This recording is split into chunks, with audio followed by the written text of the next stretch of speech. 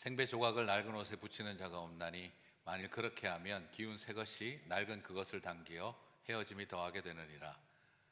새 포도주를 낡은 가죽 부대에 넣는 자가 없나니 만일 그렇게 하면 새 포도주가 부대를 터뜨려 포도주와 부대를 버리게 되리라. 오직 새 포도주는 새 부대에 넣느니라 하시니라. 아멘. 자, 이제 오늘 새로움과 혁신 이제 여섯 번째로 한 꼭지를 마무리를 짓고 또 다음으로 넘어갈 텐데요. 오늘 보면은 바리새인과 예수님이 사이에 계속해서 이렇게 긴장이 발생을 하게 됩니다. 오늘 이야기의 앞에는 어떤 내용이 나오냐 그러면 예수님이 세리와 죄인들과 함께 밥을 먹은 것이 문제가 됐습니다. 그래서 죄인과 식탁을 같이 하지 않는 바리새인들의 그 율법적 의의 관점에서 예수님이 왜 죄인과 세리들과 함께 밥을 먹느냐 하는 것이 문제가 됐죠. 마가복음 2장 16절을 보시면 바리새인의 서기관들이 예수께서 죄인 및 세리들과 함께 잡수시는 것을 보고 그의 제자들에게 이르되 어찌하여 세리 및 죄인들과 함께 먹는가를 도전을 했습니다. 자, 시작은 죄인들과 밥을 먹는다 하는, 왜 죄인들과 먹느냐, 밥을 먹는 게 문제가 아니라 왜 죄인들과 먹느냐. 자, 그런데 오늘 이야기에서는 다시 예수님이 바리새인들하고 또 부딪히게 됩니다. 마가복음 2장 18절을 보니까 요한의 제자들과 바리새인들이 금식하고 있는지라 사람들이 예수께 와서 말하되 요한의 제자들과 바리새인의 제자들은 금식하는데 어찌하여 당신의 제자들은 금식하지 아니하나이까. 시작은 먹는 게 문제가 아니고 죄인들과 먹는다는 게 문제였는데 이제는 먹는 것 자체가 문제가 됩니다. 남들은 영성 있는 바리새인들과 요한의 제자들은 금식을 하는데 왜 니네들은 금식하지 않고 먹고 있느냐. 이제는 혼밥도 문제가 된 것이죠. 자, 그러면 오늘 이야기 다음에 또 어떤 내용이 나올까요? 또 먹는 게 문제입니다. 네, 예수님 제자들은 전반적으로 많이 먹었고 네, 좀 고마이라 많이 묻다 아이가 할 정도로 정말 많이 드셨어요. 네. 그래서 또 문제가 뭐냐, 제자들이 길을 가다가 너무 배가 고파서 안식일에 이 밀밭에 들어가서 좀 꺾어 가지고 손을 까 부벼서 생미라를 좀 먹었던 것을 보고 안식일에 일을 하였으니 안식일을 범하였다, 안식일에 일하여 먹는 것이 어찌하여 그럴 수가 있느냐라고 또 문제가 됩니다. 자, 자기 의를 강조하는 바리새인의 멘탈리티는 모든 행동에 대해서 지적을 하게 된 거죠. 거기서 우리가 발견되는 것은 뭐냐, 죄인과 그리고 연약한 사람들에 대한, 배고픈 사람들에 대한 연민이 전혀 없다는 겁니다. 중요한 건 우리가 지켜야 할 율법이 더 중요하다는 것이죠. 시간을 조심해도 문제가 되고, 시간을 조심해야 되고, 사람도 조심해야 되고, 먹는 것 자체도 문제가 된다 하는 이런 모습을 보게 됩니다. 아마 나오지는 않았지만 예수님의 제자들이 금식을 했었어도 또 문제가 됐을 겁니다. 왜 금식하느냐라고 또 문제가 됐을 것 같다 싶을 정도이죠. 그래서 바리새인들의 특징은, 그분들은 그런 생각을 했던 거죠. 우리는 순수하게 우리의 그 율법을 지키려고 한다라는 그 좋은 취지 때문에 그들은 더 강하게 지적하고 더 예민하고 그리고 더 완고하고 고집스러울수록 더 온전히 의를 지킨다라는 생각을 했던 거죠. 그래서 순결하게 살고 싶었던 좋은 의지가 주변 사람들을 연민, 주변 사람들에 대한 동정, 그들을 향한 공감 의식을 잃어버린 채 오로지 율법으로 그 모든 것을 지적하는 자리에 서버리고 말았던 겁니다. 놀랍게도 예수님의 길은 이처럼 의인들과 부딪히는 길이었다는 거죠. 여러분, 의인들과 부딪히면 모두가 다 죄인일까요? 저 사람은 분명히 죄인이 맞아, 의인들하고 갈등이 일어나고 의인들과 부딪히는 걸 볼 때 저 사람은 죄인이 맞아 라고 말할 수 없습니다. 예수님이 죄인일 수가 없죠. 오히려 의인들과 부딪힌다고 모두가 죄인인 것이 아닙니다. 서로 의의 관점이 다를 수 있는 거죠. 여기서 놀라운 것은 그것입니다. 참된 의는 오히려 의인들과도 부딪힐 수 있다는 겁니다. 그래서 우리는 늘 고민해야 됩니다. 내가 믿음의 길을 걸어갈 때에 우리가 늘 치열하게 고민해야 하는 것은 혹시 내가 추구하는 의로움이 예수님과 부딪히고 있는 것은 아닐까 하는 것이죠. 우리는 끊임없이 그리스도인이 추구해야 할 이 의를 외칠 때에 혹시 나도 모르는 사이에 나의 이 추구하는 의가, 이 세상과 사회적 의를 추구하는 우리 교회가 외치고 있는 의가 혹시라도 예수님의 의로움과 충돌하고 있는 건 아닌지 우리는 진지하게 고민해야 합니다. 오늘날 어쩌면 교회가 세상 속에서 우리가 추구하는 의를 외치는데 세상과 갈등하고 있는 것이 아니라 혹시 예수님과 갈등할 수도 있다라는 긴장이 들기 때문인 것이죠. 그렇습니다. 그들이 생각하는 의는 예수님이 생각하는 의와 달랐습니다. 죄인을 정죄하고 멀리하고 부딪히어야 의인이라고 생각했습니다. 같은 신앙인이라 할지라도 네가 아무리 예수의 제자라 할지라도 우리는 저 사람들은 세례 요한의 제자고 우리는 바리새인의 제자들인데 같은 것을 추구하는 기독교인이라 할지라도 오히려 더 바른 것을 지적해주고 잡아줘야 그것이 훨씬 중요한 의라고 생각했던 것이죠. 그게 바로 율법의 의라는 겁니다. 그런데 오히려 예수님은 죄인들을 멀리하고 그리고 죄인들을 정죄하고 죄인들과 부딪히는 의를 추구하신 게 아니라 죄인들을 가까이 하고 그들과 같이 밥을 먹고 그들을 품어주는 의로움을 추구하셨습니다. 이것이 복음이 추구하는 의라는 것입니다. 예수님은 의인들에게 환영받는 것보다 죄인들과 연약한 사람들을 환대하는 길을 선택하셨습니다. 의인들의 리그에서 금메달 따고 MVP가 되는 것을 추구하신 것이 아니라 죄인들과 세리들과 배고픈 사람들과 소외된 사람들이 배척받는 곳에서 그들 가운데 함께하기를 더 원하셨다는 것이죠. 그들은 예수님이 너무 세속적이라고 해서 인간적이라고 해서 종교적이지 않다라고 생각했지만 예수님은 오히려 바리새인들을 바라보면서 그들은 너무 종교적이기에 오히려 세속적이다라고 말씀하고 계셨던 것입니다. 어쩌면요, 예수님은 너무 인간적이셨기 때문에 정말 영적이신 분이 아니었겠나 싶은 생각이 듭니다. 사랑하는 성도 여러분, 혹시 지금 우리는 어떤 길을 가고 있는 걸까요? 죄인들과 부딪히는 자리에 혹시나도 모르게 예수님과 부딪히고 있는 것은 아닐까? 죄인들을 멀리한다고 생각했는데 예수님을 멀리하고 있었던 것은 아닌가? 혹시 나는 너무 종교적이었기에 나는 오히려 영적이지 못했던 것은 아닌가? 오히려 인간에 대한 깊은 연민을 가질수록 예수님과 동행하는 길이 될 수도 있겠다 하는 그 생각을 오늘 우리는 한 번쯤 해보았으면 좋겠습니다. 그런 의미에서 주님은 말씀하셨습니다. 마가복음 2장 22절을 같이 한번 읽어볼까요? 이 맥락 속에서 같이 읽겠습니다. 새 포도주를 낡은 가죽 부대에 넣는 자가 없나니 만일 그렇게 하면 새 포도주가 부대를 터뜨려 포도주와 부대를 버리게 되리라. 오직 새 포도주는 새 부대에 넣느니라 하시니라. 자, 이제 그러면 낡은 가죽 부대가 뭔지 이제 짐작이 가실 것 같습니다. 종교적인 바리새인들의 율법주의는 낡은 가죽 부대라는 것이죠. 거기에 새 포도주인 복음을 담아낼 수 없다라는 것입니다. 인간에 대한 정죄와 인간에 대한 판단으로 가득한 의인들의 종교는 복음이라고 하는 새 포도주를 담아내지 못한다는 겁니다.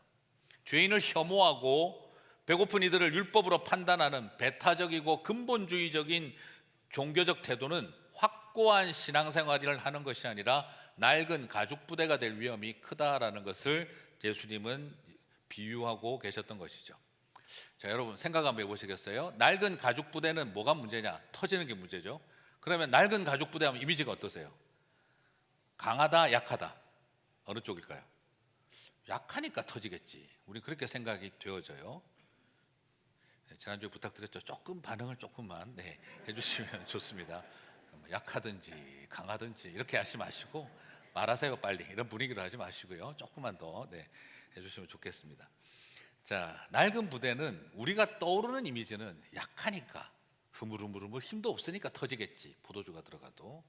그런데 실제로 낡은 가죽 부대는 약함을 상징하는 게 아니라 강하고 딱딱하고 질기고 굳어버린 상태를 말합니다.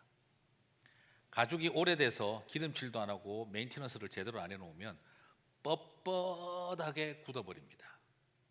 여기서 말하는 낡은 가죽 부대는 유연성과 탄력성을 잃어버린 채 오히려 강하고 거칠고 질기고 딱딱한 상태에 있게 되어진 가죽 부대를 말합니다. 반대로 새 가죽 부대는 연하고 부드럽고 말랑말랑하고 유연성과 신축성을 가진 것을 말합니다. 그래서 새 포도주를 집어넣으면 새 포도주는 여전히 발효가 지속되고 있기 때문에 거기에서 가스가 나와서 팽창이 일어나게 됩니다. 그런데 새 가죽 부대는 유연성과 신축성을 갖고 있고 부드럽고 말랑말랑하기 때문에 그 안에서 발효가 계속되면서 팽창되어지는 가스로 인해 가지고 그 오히려 가죽 부대는 탱탱하게 커지면서도 터지지가 않고 유연성과 신축성 때문에 그것을 담아낸다는 것이죠. 그러면 낡은 가죽 부대는 뭐가 문제냐? 뻣뻣하고 말라버렸고 거칠고 질기기 때문에 팽창을 하지 못해 가지고 결국에는 그것이 터져버리게 되는 이유가 된다는 겁니다.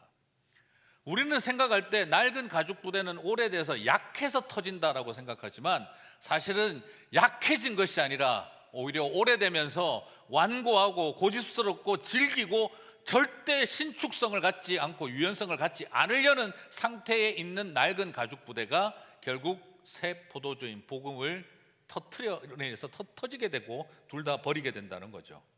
마치 너무 강한 나무가 태풍에 부러지고 오히려 유연한 나무가 강한 바람에도 쓰러지지 않고 버티는 것과 같은 이치라는 거죠. 그래서 낡은 가죽 부대는 약해서 문제가 아니라 강하고 질겨서 문제가 되었다라는 것입니다. 죄인과 세리들을 대하고 배고프고 힘든 사람들을 대하는 태도에 부드러움과 말랑말랑함이 없었던 것입니다. 이 더러운 죄인들, 저런 더러운 세리들, 그들을 향해서 가지고 있었던 그들의 마음의 부드러움과 그들을 품어낼 수 있는 유연성과 탄력성을 잃어버렸을 때 그 가죽 부대는 오히려 복음을 잃어버리게 된다라는 것입니다. 죄인과 세리보다도 그들을 부드럽게 품어주는 것보다 사람보다 안식일 규정이 더 중요했던 것입니다. 금식이라고 하는 신앙 행위가 사람의 배고픔을 헤아리는 것보다 더 중요했던 것이죠. 그리스도인들이 유연성과 탄력성을 잃어버리는 삶이 되어져서는 안 된다는 것입니다. 확고한 믿음을 갖는다는 것이 너무 고집스럽게 되어져서는 안 됩니다. 순결한 믿음을 갖는다는 것이 너무 날카롭고 뾰족해서도 안 된다는 것이죠. 여러분, 낡은 가죽 부대는 약하지 않습니다. 그걸 기억하셔야 됩니다. 낡은 가죽 부대는 너무 강하기 때문에 새 포도주를 담아낼 수 없습니다. 사랑하는 성도 여러분, 이것이 바리새인의 길입니다. 저는 부탁드리고 싶습니다. 부드럽고 말랑말랑하고 약하고 유연한 그리스도인들이 되시기 바랍니다. 그럴 때 복음의 새 포도주가 우리 안에서 팽창하고 더 숙성되어져 간다는 것이죠. 자, 그러면 우리는 이렇게 이제 고민이 좀 생기죠. 우리는 이렇게 많은 그리스도인들이 그렇게 생각을 해요. 나는 신앙생활은 잘 못해도 최소한 나는 바리새인은 아니다. 왜냐하면 나는 예수님처럼 바리새인들을 정말 싫어하니까. 그래서 나는 절대 낡은 가죽 부대는 아닐 거야 라고 하시지만요, 알죠? 그죠? 어디 꼰대가 꼰대라고 생각하냐 이거죠. 예. 아무리 봐도 우리 모임에는 꼰대가 없어. 내가 꼰대라는 뜻이라는 것이죠. 그게 우리가 많이 하는 요즘 농담 같은 이야기입니다. 그런 맥락에서 우리는 가장 바리새인들의 누룩, 바리새인 병과 싸우려고 했는데, 그런데 이게 어떻습니까? 예수님이 그렇게 싸운 바리새 누룩이 초대교회에 제일 먼저 들어왔습니다. 그래서 사도 바울이 맨날 뭐라고 합니까? 바리새인의 누룩을 조심하라. 세월이 좀 흘러가서 몇십 년 믿어서 생긴 문제도 아니고 예수님 부활하시고 승천한 지 얼마 안 돼서 바로 교회 안에 들어온 게 바리새 병, 바리새 누룩이었습니다. 초대교회 성도들이 바리새인은 아니었는데 바리새 누룩에는 잠식당하고 있었다는 거죠. 그런 점에서 저는 여러분에게 꼭 권해드리고 싶은 책이 하나 있습니다. 톰 허베스톨 목사님이 쓰신 불편한 진실, 내 안의 바리새인이라는 책입니다. 여러분 기회가 되실 때 한번 읽어보시면서 자신을 한번 쭉 반추해 보시는 시간이 되시기를 바랍니다. 우리 교회 누가 바리새인인가를 찾는 용어로 쓰지 마시고 나 자신을 좀 돌아보는 시간이 되었으면 좋겠습니다. 톰 허베스톤 목사님은 재미난 질문을 던집니다. 거울아 거울아, 우리 중에 누가 제일 바리새인 같으니? 그 질문을 던져보고 여러분은 누가 떠오르시는지를 생각해 보십시오 했습니다. 지금 누가 떠오르십니까? 너 하시는 분이 계시면 네, 저를 떠올리시면 네, 감사합니다. 네, 하지만 근데 톰 허베스톨 목사님은 뭐라고 이야기를 하냐 그러면, 이 질문에 내가 아닌 다른 사람이 떠오른다면 그는 가장 심각한 중증 바리새병에 걸린 것이다 라고 이야기를 하세요. 거울아 거울아, 우리 중에 누가 제일 바리새인 같으니? 누군가가 떠오른다면 나 아닌, 그렇다면 우리는 이미 벌써 바리새인 병에 걸렸다, 바리새 누룩에 잠식당했다라는 겁니다. 그는 말합니다. 하나님을 순수히 사랑하고자 했지만 주님만 바라보던 시선이 점점 사람에게 옮겨집니다. 게으르고 무지하고 헌신하지 않는 성도들이 거슬립니다. 내가 고민한 생각과 헌신한 시간과 드린 마음과 같지 않은 사람들을 향해 속으로 판단하고 깊은 비웃음을 갖게 됩니다. 이 병이 바로 바리새 병입니다 라고 그 목사님은 말하고 있습니다. 이 책을 소개하신 또 권도구 목사는 이렇게 말합니다.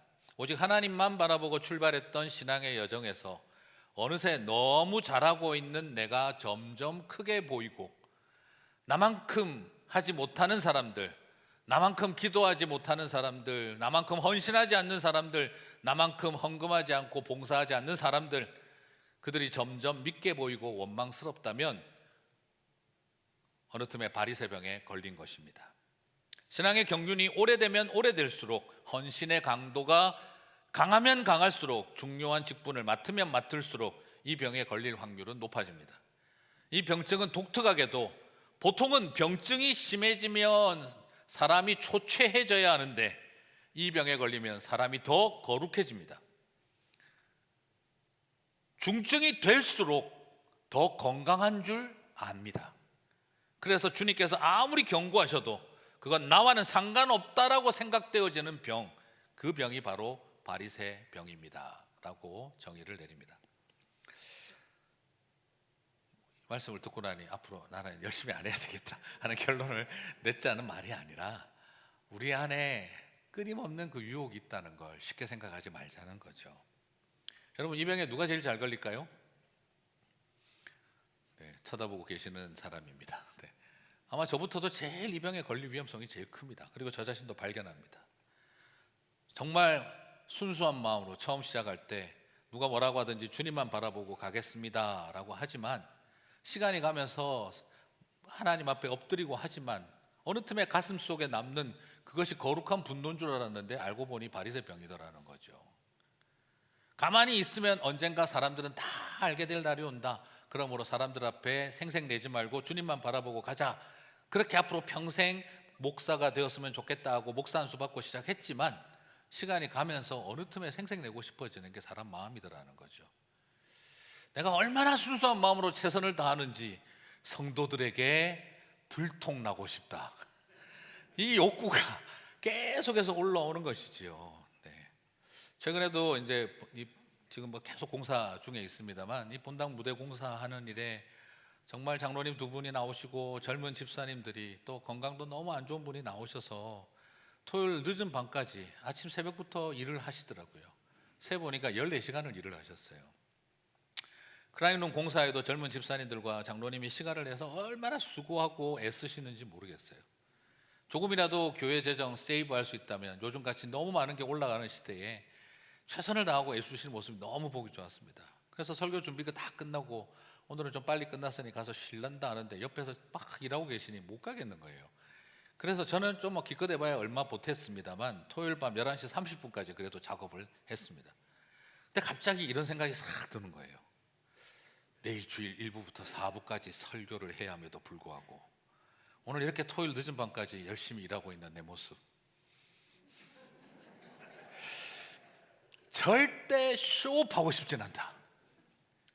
다만 이렇게 내가 섬기는 모습을 정말 우연히 우리 성도님이 늦은 밤에 괜히 교회에 왔다가 나는 정말 보여주려고 하지 않았는데, 쇼업하려고 하지 않는데 우연히 오시는 바람에 들키면 얼마나 좋을까. 이런 인간적인 생각이 그냥 머릿속에 스물스물 들어오는데요, 성도들이 자원봉사로 정말 이런 막 수고를 통해 어쩌면 10,000불, 20,000불도 세이브할 수 있는, 그렇게 치열하게 살아가면서도, 정말 그렇게 바쁘고 힘드시면서도 아픈 몸 이끌고 자기 생각보다 교회 일에 라인 깔고 쭈그리고 앉아서 그렇게 수고하시는 젊은 집사님들 또 이렇게 뵈면서 이런 아름다운 헌신을 더 성도들에게 알게 해줘야 될 텐데 라는 생각을 마음속에 하면서도 조금 몇 시간 한 나를 들키고 싶다는 생각이 들어오는데, 그때 보고 알겠더라고요. 아하, 이 바리새병에 심하게 걸렸구나 하는 것이죠. 또 너무 그런 눈으로 쳐다보지 마십시오. 네, 또 조크를 너무 다큐로 듣지 마세요. 또 너무. 네. 자, 혹시 여러분 우리 안에 이런 싸움이 우리가 있는 것은 아닐까요? 주님만 바라보고 섬기고 시작했지만 어느 틈에 시간이 가면서 자꾸 사람들을 바라보고 인정받고 또 내가 한 것을 드러내고 싶고 또 자기 의를 품고 사람들을 원망하게 되고 내 마음과 내 생각과 내 수고를 들키고 싶은 그런 마음에 끊임없이 우리가 목말라 하는 우리의 이 낡은 가죽 부대된 모습을 오늘 우리가 좀 오히려 그걸 더 들켜야 하지 않을까 하는 생각을 하게 됩니다. 맞습니다. 우리는 늘 그렇게 이야기하죠. 이 죄악된 세상에서 나를 구원하소서.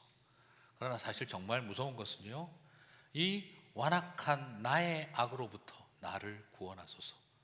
우리는 더 그것을 붙들고 회개하고 엎드려야 하지 않을까요?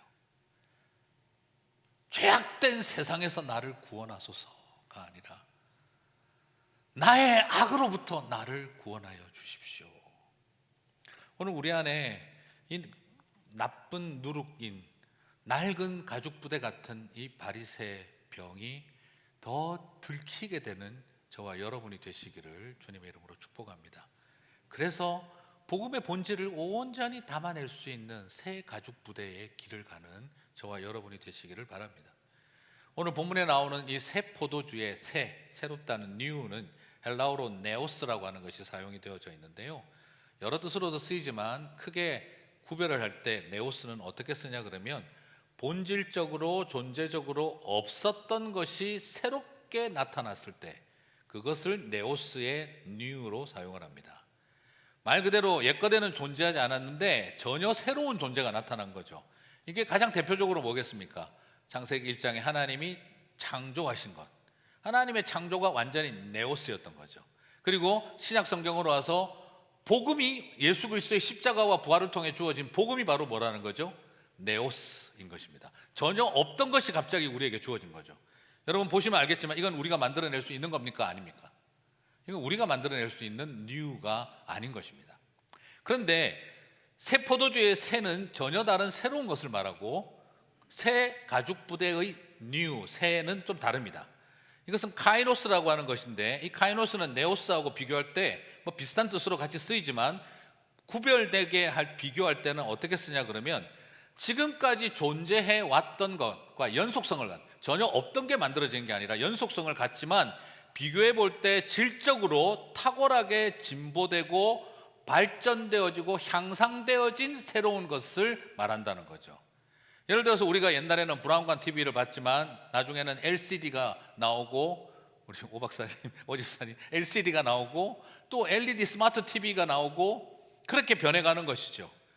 전화기를 쓰다가, 유선 전화기를 쓰다가 이제는 스마트폰을 쓰게 되는 거죠. 손가락에 소금 맞춰서 쓰다가 칫솔을 하게 되다가 이제는 진동은 이렇게 안 하죠. 느르르 떨어진 진동 칫솔로 쓰게 되든 뭔가가 연속성을 가지면서 계속 새롭게 발전되는 상태, 그것을 카이노스라고 표현한다는 것입니다. 무엇을 뜻하는가? 우리는 새 포도주를 만들어낼 수 있는 존재들이 아니라는 겁니다. 새 포도주는 예수 그리스도를 통한 복음이고 성령 하나님께서 우리에게 공급해 주시는 매번 새롭게 공급해 주시는 부흥과 그 복음의 은혜가 우리에게는 계속해서 성령님을 통해 공급된다는 거죠.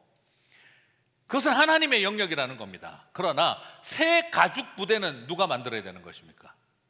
그건 우리가 계속해서 메인티넌스하고 기름 바르고 그것이 거칠어지지 않도록 유연하게 만들어주는 메인티넌스를 하고, 그리고 또 새롭게 상황과 환경에 맞게 계속되어지는 새 가죽 부대를 만들어가는 일은 우리의 영역이다라는 겁니다. 그러므로 저와 여러분이 새 포도주를 만들려고 애쓰는 사람들이 아니라, 우리는 성령 하나님께서 공급해 주시고 예수 그리스도를 통해 주어지는 새 포도주의 은혜를 날마다 새롭게 느끼되 그것을 잘 담아낼 수 있는 새 가죽 부대를 잘 메인테인하고 새롭게 레노베이션 하면서 우리는 그 모든 것들을 담아내는 싸움들을 해야 한다는 것입니다. 새로운 시대의 팬데믹을 우리가 겪고 지나가면서 지금 우리는 새 포도주를 만들어내는 것이 아니라 끊임없이 공급되어지는 그 새 포도주를 우리가 가진 낡은 가죽 부대에서 터뜨려버리는 일이 없도록 끊임없이 새 가죽 부대를 만드는 일이 교회인 저와 여러분에게, 우리에게 주어져 있는 사명이라는 것입니다. 근데 이게 여러분 쉽겠습니까? 결코 쉽지가 않아요. 왜냐하면 익숙한 것을 바꾸는 일은 때로는 우리에게 거의 죄에 가깝게 느껴지기도 할 만큼 쉽지가 않습니다. 실제로 오늘 본문과 같은 병행 본문인 누가복음 5장 38절에서는 새 포도주는 새 부대에 넣어야 할 것이니라 하고 끝나지 않습니다. 마가복음은 이걸로 끝났는데 누가복음은 하나 더 보탭니다. 그 혁신이 얼마나 힘든지 이어서 말합니다. 5장 39절에 보면 쉽지 않다 이거예요. 왜요? 같이 읽어보겠습니다. 묵은 포도주를 마시고 새 것을 원하는 자가 없나니 이는 묵은 것이 좋다 함이니라. 무슨 말입니까? 제가 잘 포도주를 안 먹어봐서 잘 모르겠는데요, 그렇게 믿으시기 바랍니다. 네. 와인은 오래될수록 맛이 좋다고 그러더라고요. 지금 격하게 끄떡이시는 분들도 조심스럽고 가만히 모르는 척 하시는 분들도 조심스럽죠. 네, 와인은 오래될수록 풍미가 좋고 맛이 좋다고 하더라고요. 그래서 이미 잘 숙성된 오래된 좋은 묵은 포도주를 맛을 보고 나면 사람들은 새 포도주를 잘 먹으려고 하지 않는다고 합니다. 만든지 잘 아시는 분이 나중에 저한테 와서 설명을 좀 해주시기 바랍니다. 그래서 어렵다고 이야기를 하는 거예요. 소위 말해서 20년 산 로마네 꽁띠를 마신 이들이 새 포도주를 마시라고 한다면 썩 그리 좋아하지 않을 것이다 라는 겁니다. 지금 속으로 생각하시죠? 로마네 꽁띠도 알면서 포도주를 모른다고? 네, 생각하시겠죠. 구글의 힘입니다. 충분히 이해가 갑니다. 실제 우리 자신도 그렇습니다. 익숙한 것으로부터 변화를 시도하는 것, 참 쉽지 않습니다. 새로운 찬양을 부르는 것도 쉽지 않습니다. 우리가 2부 예배를 디자인했던 이유도 우리 옛날 좀 클래식한 찬송이나 이런 걸 좋아하시는 분들을 위해서 또 문화에 맞게 준비했죠. 그래서 2부 예배는 정박입니다. 3부 예배는 이게 갑니다. 큰 차이가 있습니다. 이거 적응하는데 10년 걸린 분도 제가 봤습니다. 왜 이렇게 박수가 안 맞아 하시는 분을 제가 지금도 기억합니다. 새 부대는 지난 2000년 동안 계속해서 새롭게 만들어져 왔습니다. 미국인에게 맞게, 한국인에게 맞게, 무슬림들에게 맞게, 여성에게 맞게, 장애인들에게 맞게, 다음 세대에게 맞게 우리는 계속 새 가죽 부대를 만들어가서 새 포도주라는 변하지 않는 본질을 다양한 모습으로 담아내어 낙이 태워 보내어 주어야 합니다. 특히 예수님은 병을 말하지 않았어요. 새 가죽 부대를 말한 이유는 뭐냐? 말에 태워서, 낙타에 태워서 멀리 보낼 때 용으로 쓰는 용입니다. 그릇은 깨지기 쉬우니까요. 복음이라는 본질은 변하지 않는데 여러 사람들에게 멀리 보내기 위해서 새 가죽 부대가 필요했던 겁니다. 우리는 다양한 사람들에게 변하지 않는 복음을 전하기 위해서 다양한 새 가죽 부대가 필요한 것이지요. 이것이 우리에게는 결코 포기할 수 없는 일이라는 겁니다. 포도주를 새로 만들자는 이야기를 하면 이단이죠.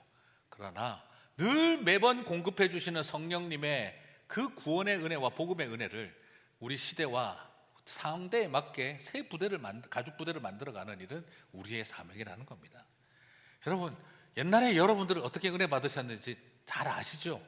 뭐 수련회 가서 악기 이렇게 쫙 없어도 은혜 다 받으셨잖아요. 그렇죠? 제가 고등부터 교회 나갔을 때 맨날 수련회 가면 우리 전사님 기타 일주일 배워가지고 오셔가지고 정말 저건 기타를 연주하는 게 아니라 치는 거다, 저는 그런 생각을 많이 했는데, 무슨 말인지 이해가 가십니까? 기타를 치는 사람이고 진짜 기타를 치는 사람들이 있어요. 거의 그러고 계시는데, 그런데 막 은혜 다 받았어요. 꼭 마지막 밤에 그거 찬송해요. 갈릴리 호숫가에서 주님은 병주에게 물으셨네. 탁 끊으시면, 병주야 대답해라. 사랑하는 주님만이, 당신만이. 그러니까 막 제가 고백하고 막 울고 막 그랬어요. 그리고 나면 우리 꼭 그 마지막 날 밤 찬양 대부분 또 그래요. 우리 그 당시 분들은요, 노래 가사가 처절했어요. 그래.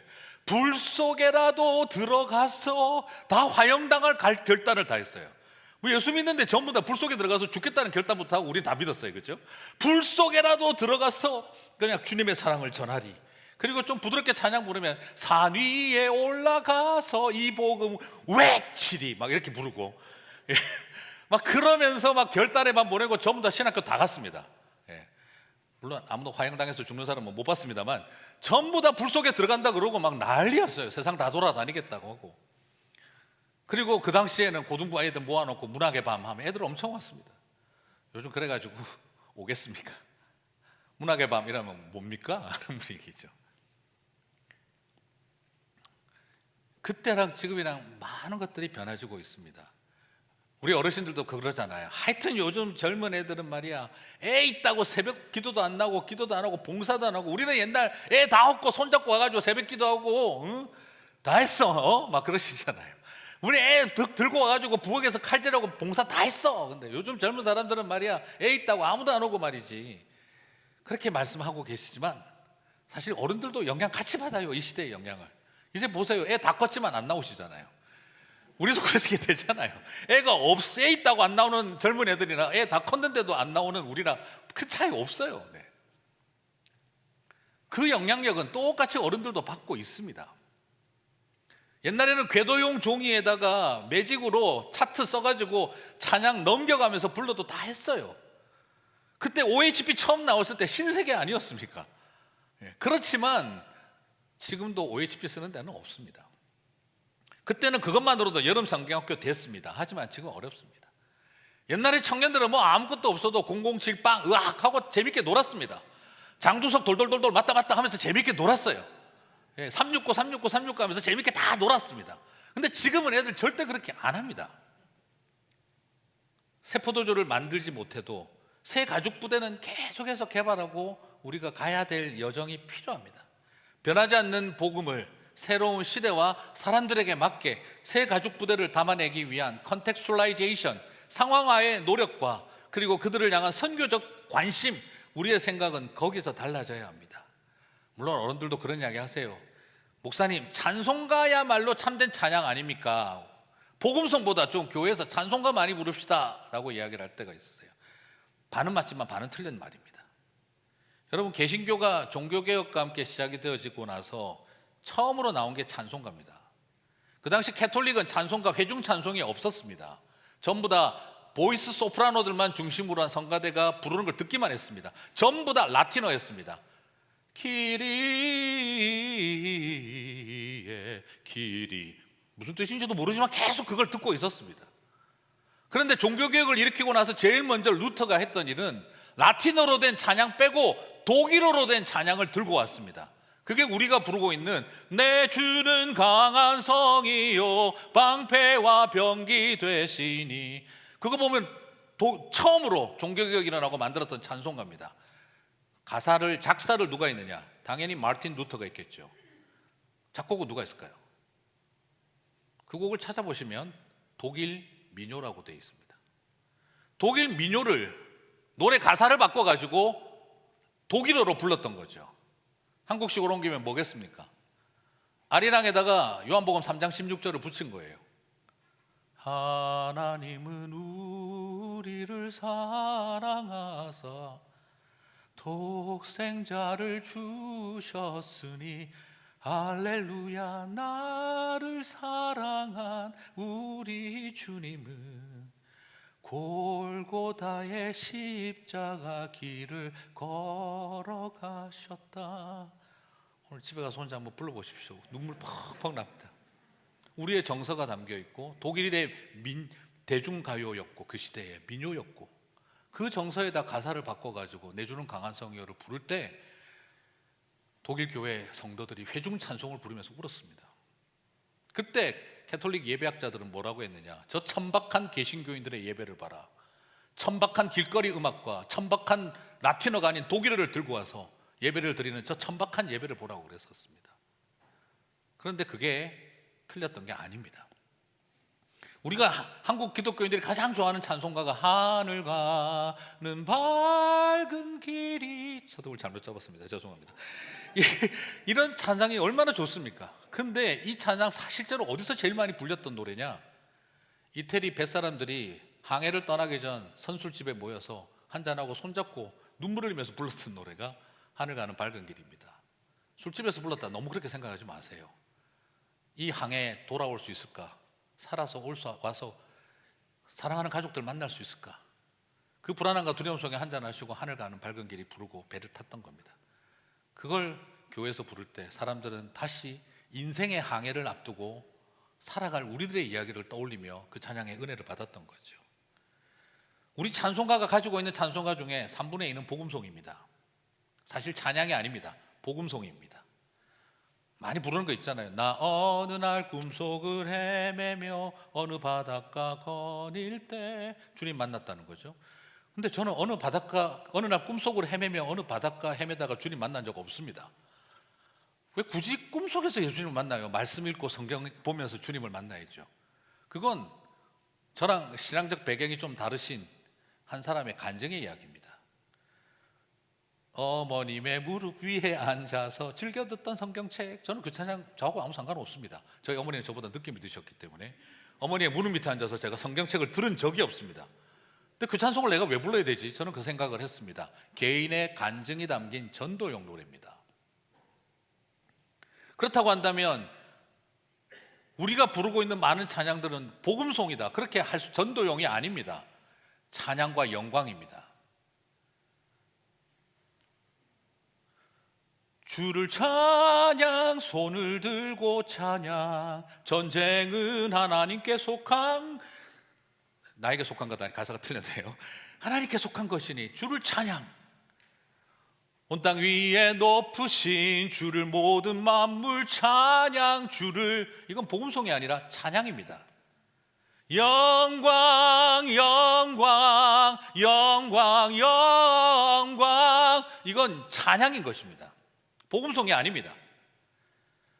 끊임없이 하나님을 온전히 찬양하기 위해서 루터가 독일 가요, 그 시대의 독일 민요를 가지고 내 주는 강한 성요를 불렀던 것처럼 우리도 이 시대의 백성들과 함께하기 위해 새 가죽 부대를 만들어가는 노력 속에 있는 것입니다. 이것을 바라보실 필요가 있습니다. 새 가죽 부대를 만들어가는 일, 우리는 끊임없이 죄인들과 세리들에게, 배고픈 제자들에게, 힘들고 어려운 사람들에게 어떻게 하면 변하지 않는 새 포도주를 그들이 받아갈 수 있도록 새 가죽 부대에 담아줄 수 있을까를 고민하는 일이 우리에게 주어져 있는 사명이라는 것입니다. 부탁드리고 싶은 것은 이것입니다. 혁신을 위한 혁신은 없습니다. 그래서는 안 됩니다. 중요한 건 뭐죠? 영혼을 향한 불타는 사랑이라는 것입니다. 영혼을 향한 불타는 사랑이 있으면 필연코 혁신은 따라올 수밖에 없는 것입니다. 저 배고픈 사람들을 먹이고 싶은 마음이 있을 때 새로운 혁신이 일어나는 것입니다. 저 죄인들과 세리들과 어떻게 복음을 전할 수 있을까? 저 장애인들에게, 우리 이웃들에게, 그리고 우리 다음 세대들을 가슴에 품고 내 마음의 열정과 그 영혼에 대한 불타는 사랑이 있다면 그때 혁신이 나오는 것입니다. 혁신 그 자체를 위해서 우리는 혁신을 해서는 안 됩니다. 더 중요한 건 가장 사랑하는 사람들, 그들을 향해 긍휼히 여기고 불쌍히 여기는 마음이 있을 때 하나님이 우리에게 혁신을 주지 않는다면 그거야말로 기적인 것입니다. 장애인들을 생각하고 이웃들을 생각하고 소외된 사람들을 생각하고 그 영혼들에 대해서 가슴이 불타오르는 저와 여러분들이 되시기를 바랍니다. 그럴 때 우리에게는 새 가죽 부대를 만들지 말라고 그래도 우리는 어느 틈에 만지작거리고 있는 우리 자신들을 보게 될 것입니다. 제 개인적으로 그런 생각이 좀 있습니다. 지난 13년 우리 교회 달려왔고 앞으로 내년 1년 지나고 나면 또 13년 달려가겠죠. 가끔씩 성도들이 그런 이야기를 해요. 목사님은 참 아이디어가 많으세요. 아이디어가 많다고 하신 말도 좋은 말입니다만 정말 부분만 하시는 거겠죠. 제 머리 좋지 않습니다. 제가 머리가 좋은 게 아닙니다. 그냥 꼭 들었으면 하는 말은 그런 생각이었죠. 아이디어 좋은 목사가 아니라 장애인들을 위해, 이웃들을 위해, 다음 세대를 위해 마음에 뭔가 불덩어리가 있구나 라고 봐주실 수 있다면 그게 가장 큰 영광이고 위로가 아닐까 싶은 생각이 듭니다. 압니다. 묽은 포도주가 쉽지 않다는 거. 버리고 싶지 않습니다. 요즘 우리 목사님들도 지금 너무 물가 생활비 오르니 참 쉽지 않습니다. 뭐 어떻게 할 수 있을까? 머릿속에 앉아서 그 고민만 하고 있습니다. 방법 찾고 길을 찾고 물어보고 그리고 전문가들에게 맡기고 싶습니다. 그 마음속에 중요한 건 뭘까요? 아이디어가 아닙니다. 사랑이죠. 바리새인들은 머리가 나쁜 사람이라서 낡은 가죽 부대를 가지고 있었던 게 아니라 예수님은 머리가 좋아서 새 가죽 부대를 창출한 것이 아닙니다. 바리새인들은 죄인과 세리와 장애인들과 배고픈 사람들의 영혼에 대한 관심이 없었기 때문에 그들은 낡은 가죽 부대였던 것이고, 예수님은 죄인과 세리들과 장애인들과 배고픈 사람들을 향한 열정이 있으셨기에 새 가죽 부대를 준비하셨던 것입니다. 저는 그 차이라고 생각합니다. 묵은 포도주가 오래된 친구 같습니다. 버리기 어렵습니다. 익숙한 것에 머무르고 싶은 마음 잘 알고 있습니다. 하지만 저도 돌아봅니다. 지난 13년 훅 갔듯이 앞으로 13년 훅 오겠죠. 그 여정 속에 우리가 다시 한번 어떻게 주님의 몸된 교회가 하나님 은혜 속에 새 가죽 부대를 만들어 갈 수 있을까? 그리고 끊임없이 성령님 새 포도주를 늘 공급해 주십시오 하는 열정이 있었으면 합니다. 저도 사실 김도영 목사님하고 저하고 음악적으로 되게 맞는 것처럼 보이시죠? 그러나 응답하라 1993과 응답하라 응팔은 전혀 다릅니다. 저는 음악적으로는 솔직히 이야기하면 8비트의 락입니다. 원웨이 빵빵빵 뭐 이런 걸 좋아합니다. 우리 목사님은 16비트 펑크입니다. 따라라라라 딴딴딴 이런 걸 좋아하십니다. 한 13년 되니까 이제 16비트 펑키 저도 좋아지더라고요. 물론 목사님은 아직까지 8비트는 영 아닙니다. 생각해 봤습니다. 이 친구가 8비트를 좋아해야 되나 내가 16비트를 좋아하는 게 나은가? 아무리 생각해 봐도 제가 16비트 좋아하는 게 더 빠를 것 같습니다. 우리 교회도 여성 안수 집사님 세워지기까지 10년 걸렸습니다. 여성이 대표기도 하기까지 12년이 걸렸습니다. 오래오래 시간이 갔습니다. 당장 퍽 해버릴 수도 있는 일이지만 그런 것보다 진행하는 과정 속에 우리 성도들이 인내하고 기다려주고 또 함께 마음을 모아주신 세월이었기 때문에 의미 있다고 생각합니다. 이외에도 가야 할 변화가 많습니다. 장애인을 선교사로 파송하는 일, 또 장애인도 우리 교회 목회자로 부임할 수 있는 일, 그리고 여성 목사님도 우리 교회 섬길 수 있는 일. 이미 장애인 선교사님은 파송도 했습니다만 그렇게 해나가는 많은 여정들이 지금 우리가 또 가야 할 하나의 길이 아닐까 싶습니다. 기도하며 동역하는 이 길 저와 여러분이 함께 하시고 또 새로 포도주를 공급해 주시는 그 은혜를 담아내기 위해 끊임없이 함께 영혼에 대한 열정을 가슴에 안고 혁신에 대한 열정이 아닌 새 가죽 부대를 준비해가는 저와 여러분이 되시기를 주님의 이름으로 축복합니다.